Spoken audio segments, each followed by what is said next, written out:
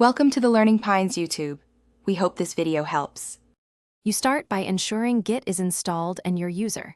Name and user. Email are set. This ties commits to you. Once done, create the remote repository on GitHub and decide public or private.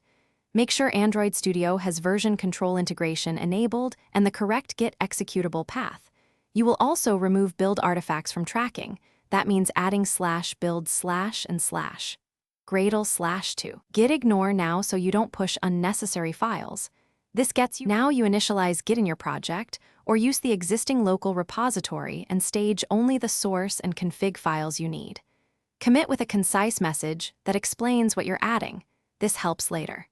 Next, add the GitHub remote as origin and verify it with git remote v so you know you're pointing to the right URL.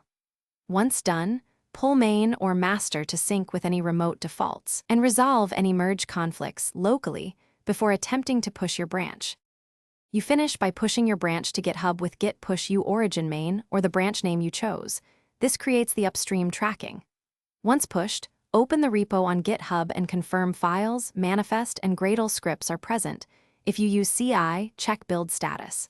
If something goes wrong, a common fix is rechecking authentication, SSH key or token, removing large files from history, and ensuring Git ignore is correct. These steps often resolve most push failures and keep your project clean.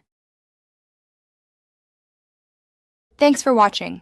Consider subscribing if we helped you.